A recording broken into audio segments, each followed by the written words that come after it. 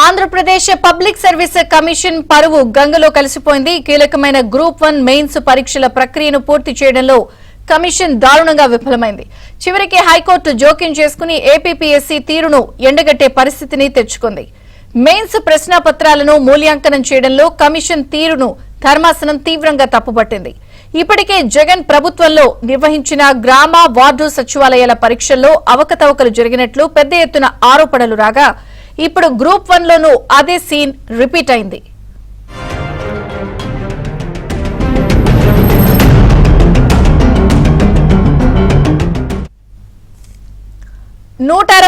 పోస్టుల భర్తీ కోసం టీడీపీ ప్రభుత్వం 2018లో గ్రూప్ 1 నోటిఫికేషన్ జారీ చేసింది.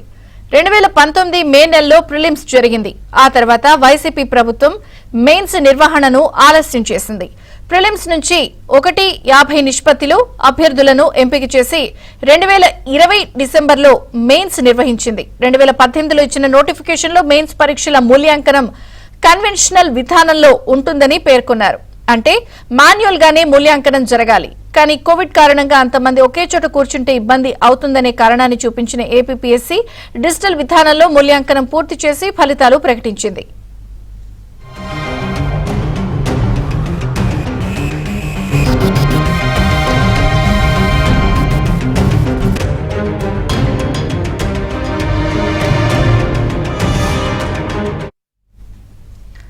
మెయిన్స్ రాసిన వారి నుంచి 1-2 నిష్పత్తిలో ఇంటర్వ్యూలకు ఎంపిక చేశారు. స్పోర్ట్స్ కోటా పోగా 326 మంది ఇంటర్వ్యూలకు ఎంపికైనట్లు ఏపీపీఎస్సీ తెలిపింది.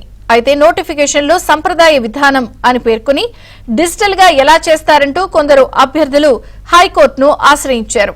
విచారణ అనంతరం మాన్యువల్ విధానంలోనే మూల్యాంకనం చేయాలని కోర్టు ఆదేశించింది. దీంతో రెండోసారి మూల్యాంకనం చేయగా అందులో ఏకంగా 62% మంది అభ్యర్థులు మారిపోయారు. డిజిటల్ గా పేపర్లు దిద్దినప్పుడు ఎంపికైన 326 మందిలో 202 మంది మాన్యువల్ మూల్యాంకనంలో అనర్హులయ్యారు. దీంతో మళ్లీ కొందరు అభ్యర్థులు కోర్టును ఆశ్రయించారు.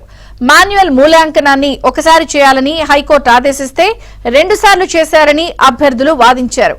అందువల్లే 62% మంది మారిపోయినట్లు ఆరోపించారు. ఈ వాదనలను పరిగణలోకి తీసుకున్న హైకోర్టు మొత్తం మెయిన్స్ పరీక్షనే రద్దు చేసింది.